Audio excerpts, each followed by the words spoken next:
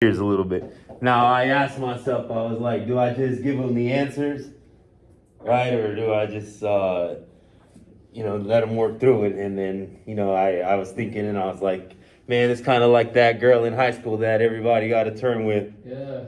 Right? I said, if it's easy, when you got it, when it was your turn, it was like, you know. I enjoyed it. But the one that you actually had to work for, right? The one that you actually had to put in work, you had to like do, some work. I don't know what you had to do, but after you got her, then it was, it was that feeling of accomplishment. So I was like, nah, I better not give them the answers. I'll let them grapple with it. So while we're out there, if you guys want to grapple with that, we'll go over that site plan after lunch. All right. But I just wanted to tell you guys just a few things, right? In my opinion, I think that time is more valuable than money, right? Yeah. And shout out my mentor, Jim Rohn, because he says that if you ask a guy to spend his money, that's easy because he will get the money right back.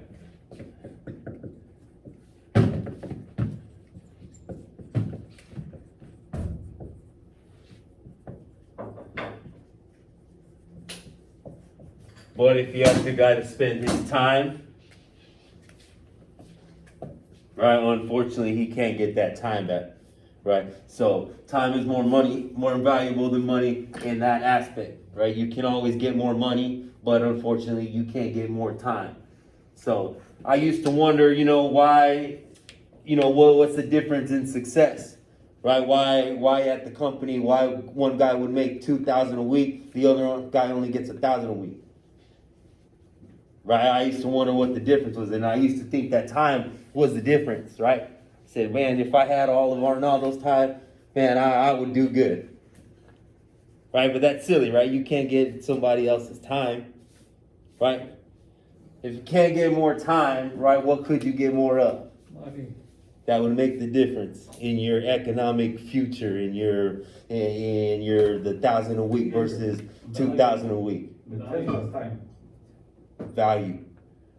That's the key. That's the value, because we primarily get paid for value. Going through these classes, it's providing you that value. If you're at work just pushing a broom and you're like, or just using a shovel or something, and you're getting the top dollar, you're like, man, I don't feel like, man, I'm really getting this. They know that at a drop of a dime, you could put that broom down and go lay out the footers. They know that you can lay this whole building out. They know that you can go help the rebar guys set up their rebar racks and help them pour the concrete and get it right to elevation. They know that you guys could set up the walls and form up the walls and the footing and the foundation and pour the walls and get that whole building started.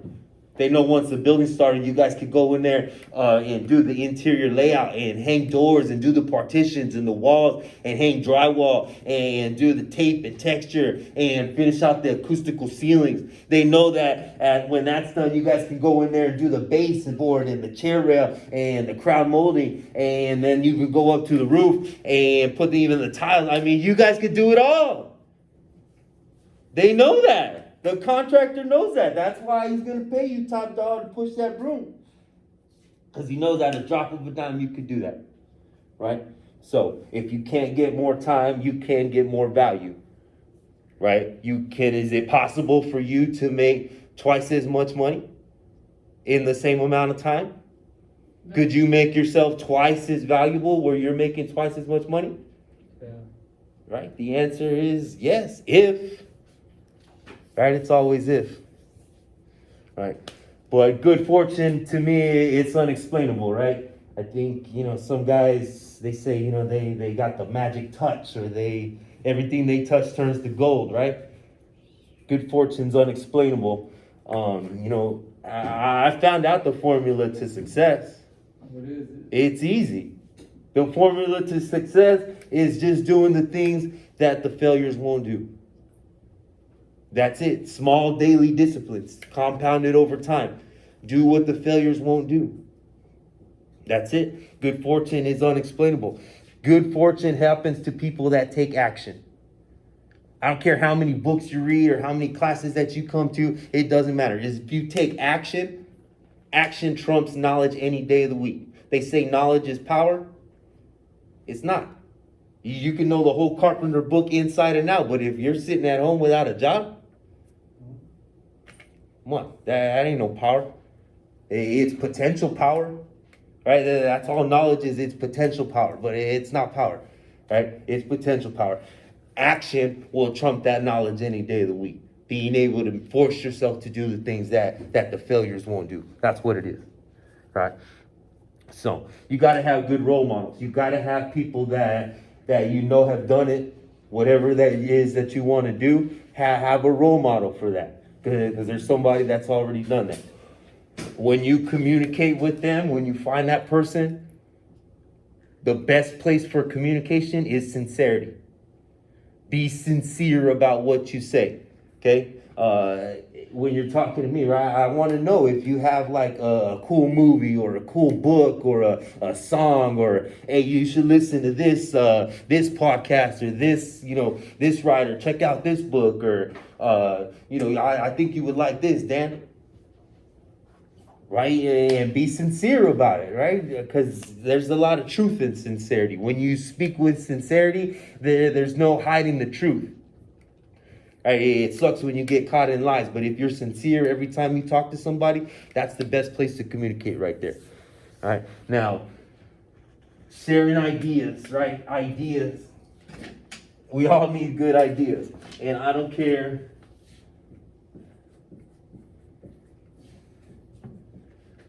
There's two ways to be inspired, right? There's inspiration and then there's desperation, right? There's some people that they can hear it and they get inspired. They're like, yeah, that's right, I got to do something.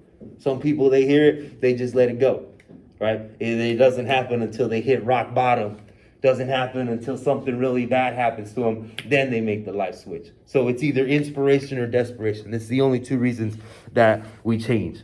But we all need good ideas. Ideas plus inspiration. And I don't care where the good idea comes from, right? Some of the laziest people at the job site, they got the best ideas. They don't want to do any of the hard work, so they'll show you the best. Hey man, why don't we get a forklift to do this? Why don't we get we gotta take all this shit to the second floor. I'll shoot it up here with the forklift. Some of the laziest guys, they got the best ideas. I don't care. And it's like it's sugar and strychnine. You guys know what strychnine is? It's a deadly poison. Like one little sip of it, you'll be dead, right? So think of a cup of coffee, right? If my worst enemy in the world, person that hates my guts, if he drops some sugar into my coffee, what's gonna happen? Sweet. Nothing, right? Yeah, I'll have sweet coffee, right? What if my best friend in the world, guy that I've known for years, loves me to death, what if he drops strychnine into my coffee? Not even on purpose, he does it on accident. Then what? You're dead. I'm dead, right? So life is both sugar and strychnine. You gotta watch your coffee. You gotta watch what goes in. You gotta watch. You gotta be at guard at the entrance of your mind, because it doesn't matter where the good ideas come from. It doesn't matter where the bad ideas come from either. Either seed that you plant, it's gonna grow. You keep listening to Brother Lynch every morning. Oh, that I'm gonna kill that hoe. That stuff right there, it will grow into your head. But if you start the morning with the motivational tape, or if you start the morning with something that's gonna feed your seed, that's gonna grow too. Right? And it doesn't matter where the ideas come from. Right? So, inspiration, we're all inspired. Some are inspired and some are not. They say, hey Dan, how come some people do and some people don't? Now I just take the easy approach, right? I say some will and some won't. Right? Some do, some don't. Right? And those are just kind of mysteries of the mind. I gotta take the simple approach. When Christianity was started, there was a big sermon, and they said that there was 5,000 people in the crowd. And after the end of the sermon, out of those 5,000 people, it said that some of them were perplexed. Means that they were kind of confused. They didn't know really what was going on. All right. How many of you guys know somebody that in any situation, doesn't matter what's going on, they're confused. They don't know what's going on. You guys know anybody like that? Yeah. They said in the crowd of 5,000, there were some people that were angry. They said that they got upset. They heard the sermon and they were pissed off, right? How many of you guys know somebody that no matter what the situation is, they're always angry. They're always pissed off. They said out of that crowd of 5,000, he said that there were some people that laughed. They joked. They thought it was funny. They just made it like a hee ha ha ha. How many of you guys know somebody that no matter what the situation is, they just make a joke out of it? You guys know anybody like that? All time. Right. So. Now, out of that 5,000, they said that some of them were believers, right?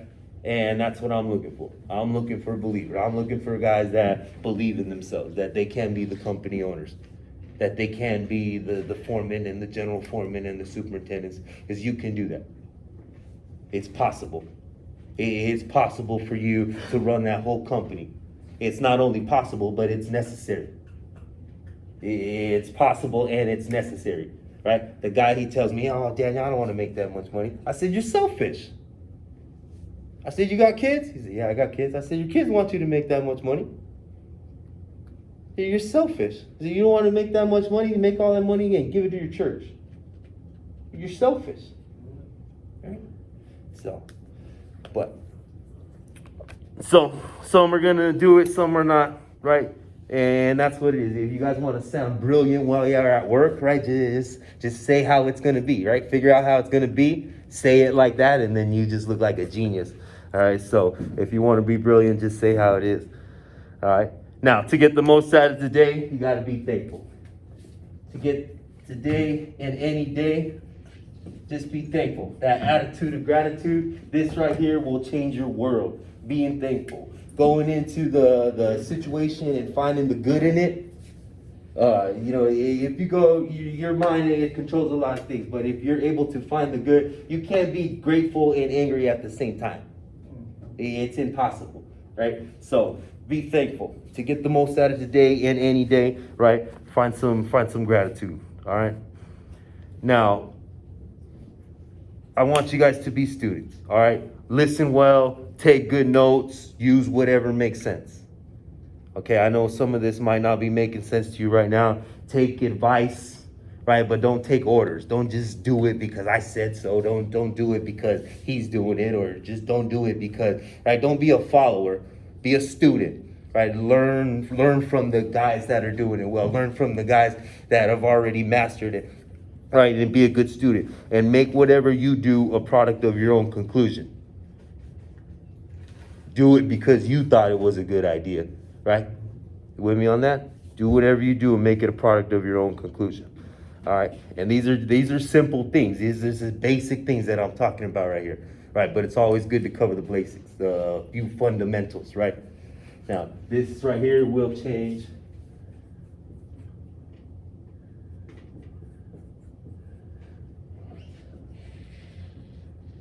Philosophia.